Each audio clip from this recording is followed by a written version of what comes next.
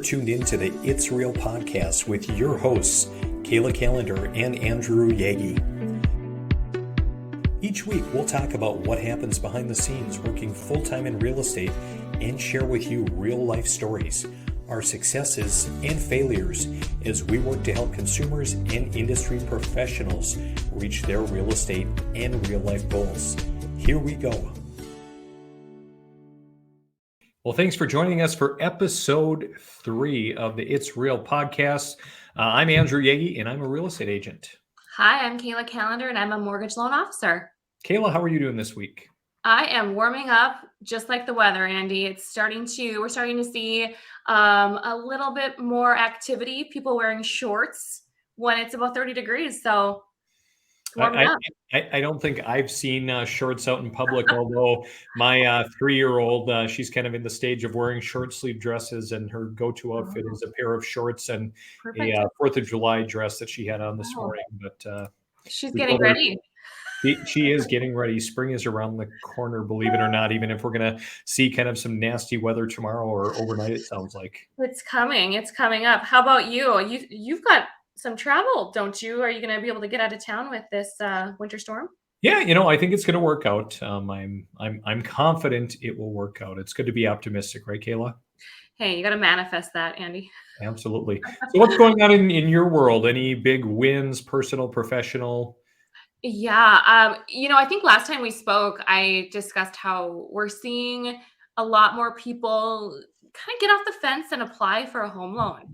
They're not afraid, that scary step. So what I'm seeing as wins in the last probably week or so is that I've had a lot of accepted offers. The people weren't just taking that step of getting approved, but they were taking that bigger step of putting in an offer.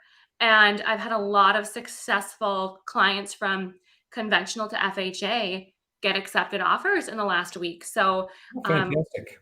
It's moving a little bit. So I was a little fearful that we'd see people apply and then not take action, but we are seeing people get serious. Awesome. Yeah. What about in your world? What are you seeing?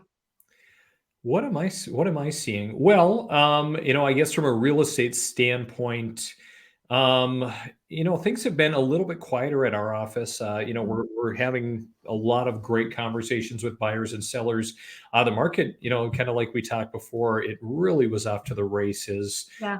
Right at the beginning of the year. And then, as we saw some economic data come out, which, we'll kind of focus on today, during our show.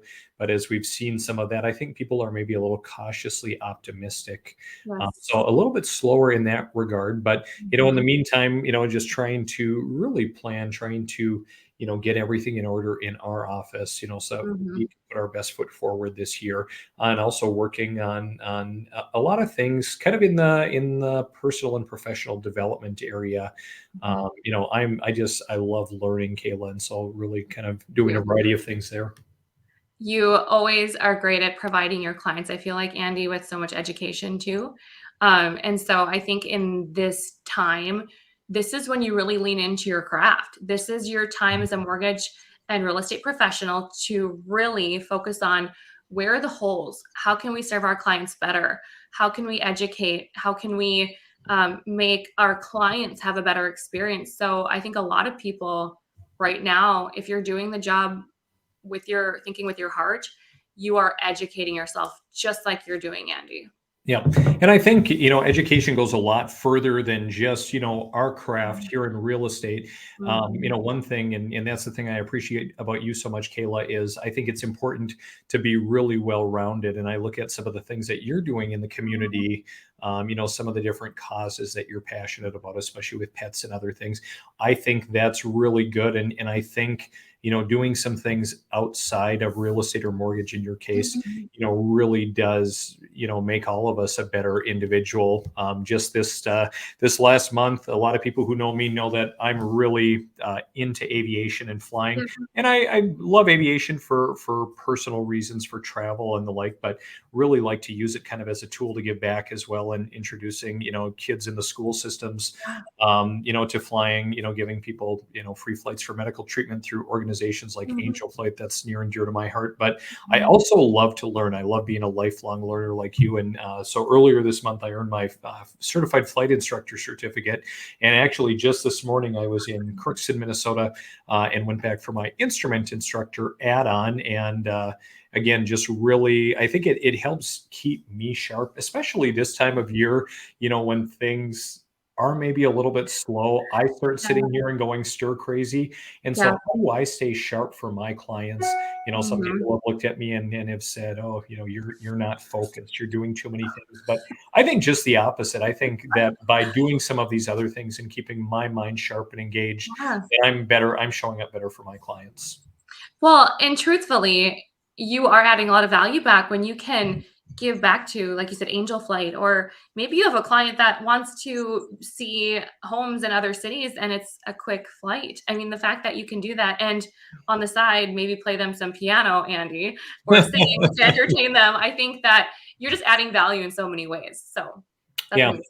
No, I think it's all about people. I mean, my big Yeah. why, and I know your why a lot is, helping, serving people, Mhm. and making sure you can help them reach their goals, which is kind of why we're here today, Kayla, is that Over here. we want to help people, accomplish their goals, and in this case, kind of Mhm. focusing on the real estate portion.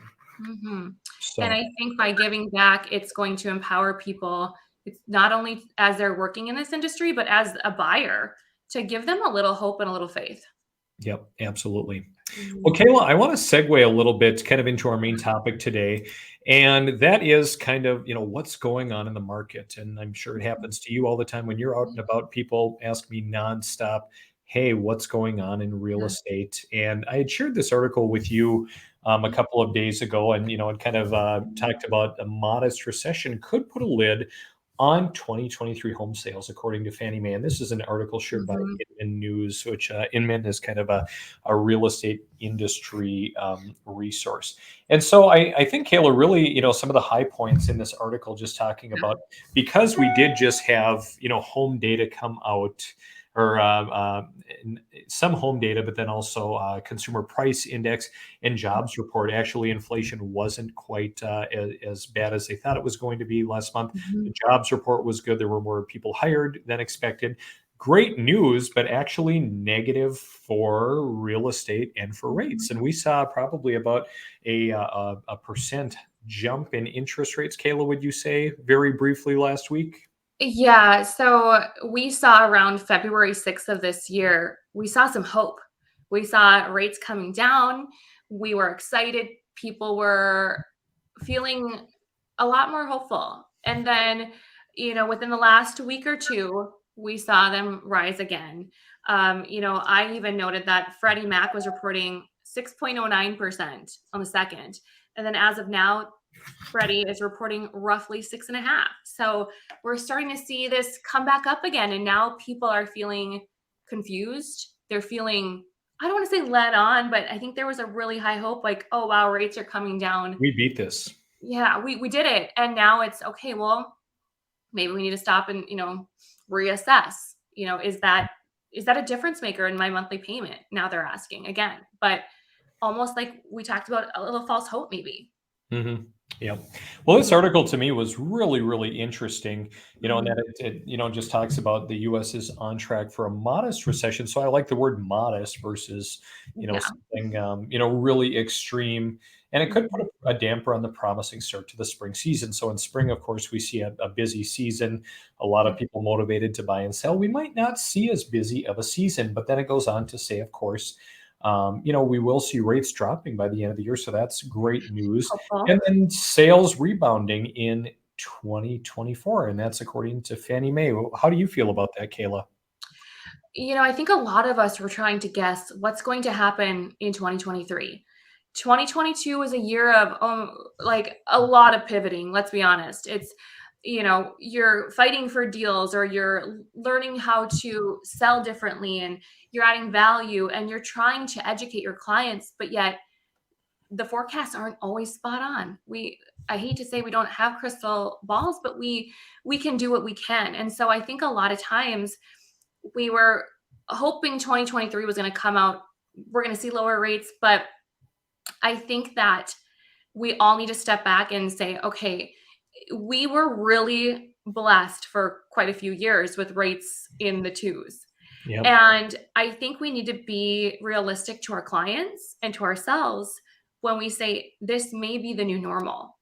Will we see rates increase or decrease? Yeah, we're going to see rates fluctuate. It's going to happen. But the other day I was thinking, I was working on a client file, and I was thinking about how the client had lots of debt, and that's not abnormal. That's pretty normal. And how we've never seen clients really say much about credit card rates. I don't think I've ever had a client say, my darn credit card's at 22%.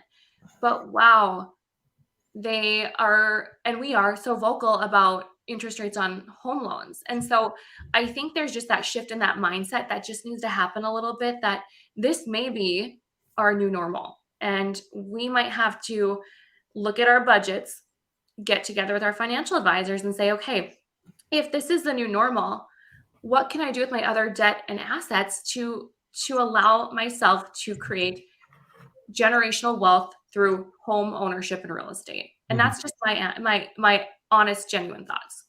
Yep. No, and I think you're spot on. You talk about rates and just shifting that mindset. My dad had sent, my brothers and brother-in-law and I a text this morning and just had said, a $400,000 mortgage at 2 3/4 is 1,600 a month. 250,000 mortgage at 6 3/4 is 1,600 a month. Price has to decline by 37, and a half for the same monthly mortgage payment. Mhm. And so, yeah, there is some truth to that. But again, um, I think what I've been telling people, Kayla, and what it comes down to is, if you're fine in your situation, your home's working Mhm. great for you, you Mhm. shouldn't do anything. But you shouldn't do anything either, when rates are 2%, let alone 6 to 7.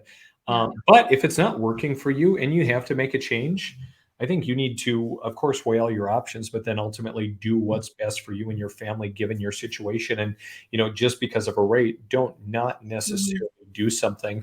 You Mhm. talked a little bit about rates and how they will come down. And I had this up on screen just a little bit ago, but of Mhm. course, we are seeing that between, the blue dot is Fannie Mae's prediction and then the Mortgage Bankers Association, Mhm. their predictions as far as rates will be. I like the Mortgage Bankers Association rate or their prediction better. Kayla, how about Me you? too. The green, I love green. It's my favorite color. So I'm going to lean that way.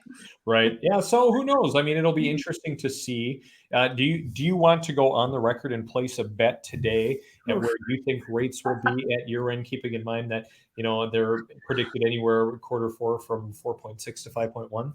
Wow. So it depends what the bet is. But, I think that people don't place bets because they don't want to be wrong. But I think it's fun to take the knowledge that we do have and say, okay, what do we truly think? And based on our knowledge, what does Kayla think? What does Andy think?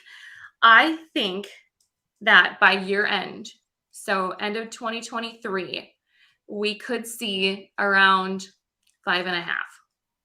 Okay. How about you, Andy? What are you thinking? I am thinking, and sorry, I was jumping way out to 2024 before. So end of Um, 2023 is 5.3 to 5.7. You're at 5.5. yeah, that's where I was. And we didn't decide what we were betting, but here's an idea. How about if you're right, I'll make $100 donation to a charity of your choice, something maybe animal Oh, wise. And if I'm I right, like you can that. make $100 donation to Angel Flight. How about that? I love that. I love Okay. that. Mine would All be right. to Homeward Animal Shelter, and Okay. yours would be Homeward Animal Shelter and Angel Flight. All right. So perfect. I'm going to bet you're at 5.5. I'm gonna say 5.3. I'm going to say that the Mhm. Mortgage Bankers Association they're going to nail it, or maybe I should just bet $1, Bob. $1. Come on Yeah. down. Yeah.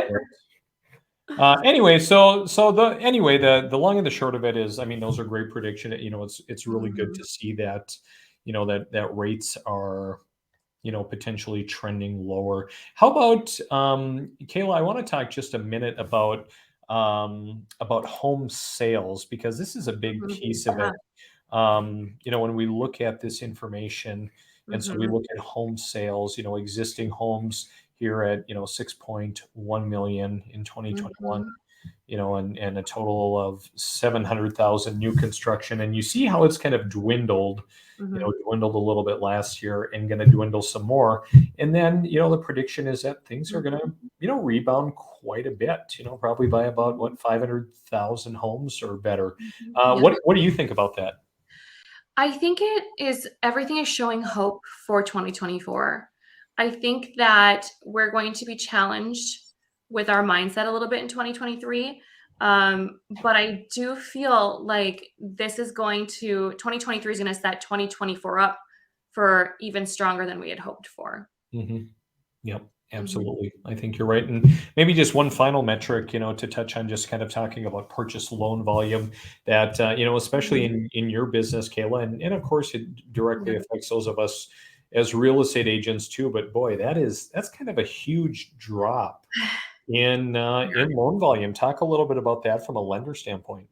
We saw heavily refinances in 2020, 2021, and there were lenders that their whole business was refinance. And if your bread and butter is refinancing, then boy, they had some problems coming into a year where there were none. There were absolutely none. And I can speak for myself. I had as many refis as I had purchases. And so we're seeing now, obviously, people got those lower rates. They're not going to be refinancing. We are seeing a purchase heavy environment. And so when I look at this and I see 21, wow, that's accurate, way more refinances. And then into 2022, you know, I'm actually not surprised at all by 2022 based on the rates. But 2023, Andy, when I saw this article, it surprised me because I was hopeful based on the forecast and things that I had read that I would see more of an increase in refis, but I think it's just one of those things where we're just going to wait it out. 2024 seems to be the year that's going to win. Yeah, But well, I guess we'll wait and see. We've made our predictions. We've placed our bets, and time will tell. But well, I think that puts a wrap on episode 3 today. We've talked a lot about some great economic data, and as always, if Kayla or I can be a resource for anyone watching this, please reach out. we're here to help. Have a great week, everybody. Take care.